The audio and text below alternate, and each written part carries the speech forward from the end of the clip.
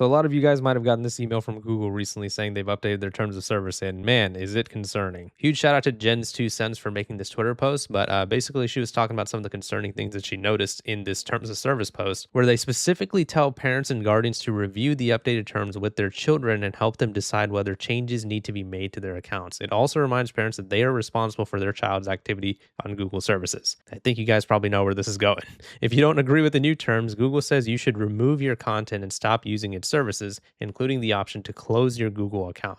If your children use Gmail, YouTube, Google Docs, Classroom, or other Google services, it may be worth taking a few minutes to read the updates together before they take effect. So one of the things that they talk about is verifying your age with a credit card. They say that it may place a temporary authorization request on your card, not a charge, to confirm the card is valid. The authorization can remain pending for 1 to 4 business days, depending on your bank. This is obviously in accordance with all the ID age verification laws that are going on right now, but they are trying to offer you a better solution by verifying your age with a credit card, which is obviously a lot less invasive than a driver's license or an AI facial scan, but still pretty bad. According to Google, your credit card information may be used to confirm your card is current and valid and confirm you're old enough to access certain content, features, or services. Obviously, we know that Google is for ID age verification, unfortunately, specifically on YouTube, where they have essentially forced ID age verification down our throats, right? Well, Google also states that if you enter your credit card info for age verification, Google will retain this data as necessary to meet legal and regulatory requirements. They are going to be keeping the data that they get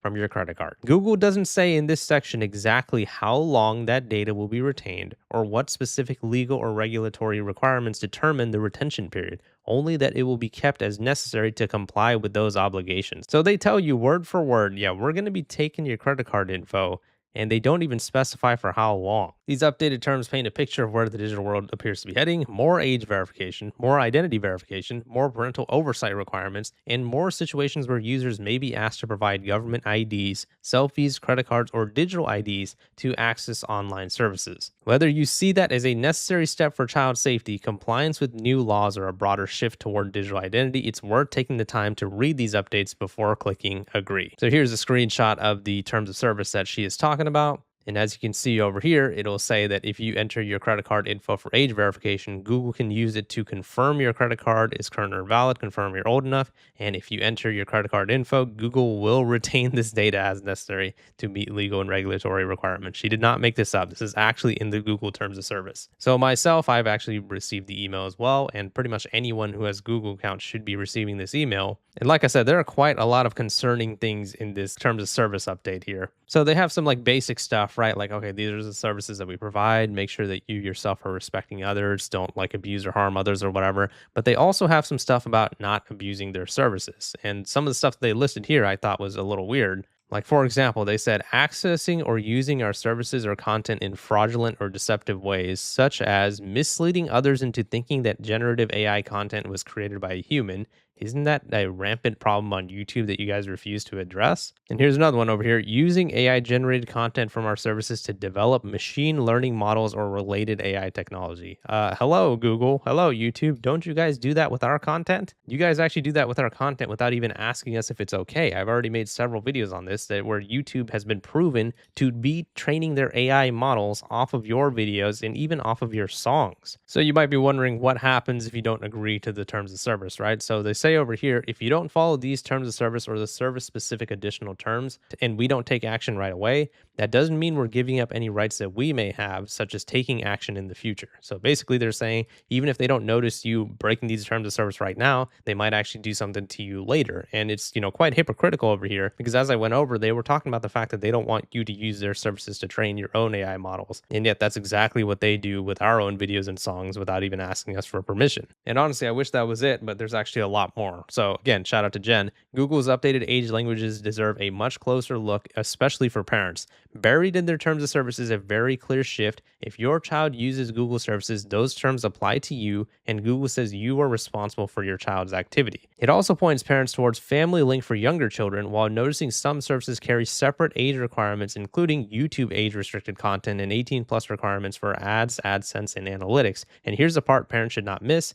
Google says if it determines an account may not meet the age requirement, the user has 14 days to update the account or it may be disabled. This is not just a click agree update. This is parent/child digital responsibility language. Read it clearly. So as you can see over here, it says if you're under the age required to manage your own Google account, you must have your parent or legal guardian's permission to use a Google account. Please have your parent or legal guardian read these terms with you. If you are a parent or legal guardian and you allow your child to use these services, then these terms apply to you and you're responsible for your child's activity on the services. Some Google services have additional age requirements as described in their service-specific additional terms and policies. So obviously, if you don't want your parents to have control of your account, you are going to be having to provide some type of age verification to Google. Below are the minimum age requirements to manage your own Google account. For younger children, parents can help create and manage a Google account with Family Link. When a child reaches their country's minimum age, they can manage their own account.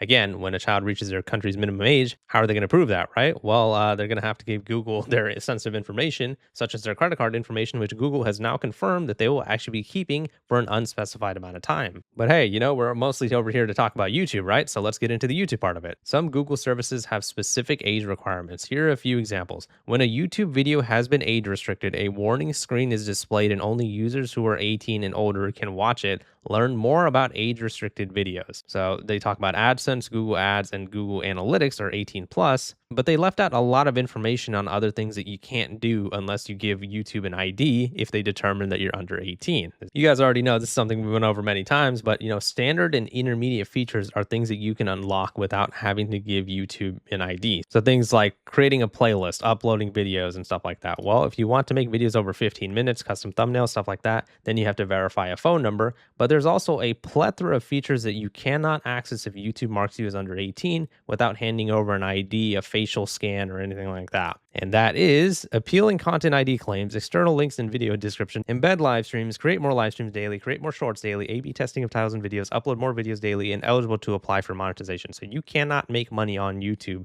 without handing over an ID. So I feel like they didn't actually describe all the things that you're going to be missing on YouTube if you don't hand over an ID. And by the way, I didn't even go over the full list of the advanced features. There's actually a lot more than that. You can't pin comments on videos and posts if you don't hand over an ID if YouTube marks your account as under 18. Think about that. You can't add a related video to your YouTube short. I mean, you can't add chapters to your videos. I mean, there's so many features that you will be losing if YouTube does not have your ID. So I think that the way that they phrased it to make it seem like, don't worry, you're just going to be losing like AdSense, Google Ads, whatever, and you can't watch restricted videos. Obviously, we don't want kids to be seeing that type of stuff. Actually, you're going to be losing a lot more features than that. And what if you're not old enough, right? So disabled account due to age requirement. Across Google services, if we learn that you may not be old enough to have a Google account, you'll have 14 days to update your account to meet age requirements or your account will be disabled. So to access age-restricted content and features, obviously you're going to have to verify your age. Now, how is that done? Well, before we get into that, let's go and read this over here. Laws in certain regions may require app stores to verify users' ages, obtain parental approval, and provide users' age information to developers. Yep, they have to give your information over to the developers. Not all verification options are available for all accounts. So some of the options are an ID, selfie. I don't know how you can use an email address for age verification. That part doesn't make sense to me, but credit card and digital ID are options as well. But mainly the way they want you to do it is the driver's license, right? Because that is going to be the fastest way that they can verify that you are you, and that is also going to be the fastest way that they can harvest your biometric data. So yeah, that is that is Google's updated terms of service, and especially relating to YouTube. I feel like they left out a lot of important information. I totally agree with Jen. Please be careful when you are reading these terms of service. And hopefully this doesn't lead to more digital ID laws in the future, especially regarding Google and YouTube. Let me know what your guys' thoughts are on the situation in the comments. Please leave a like in the video if you enjoyed it and subscribe for more. See ya.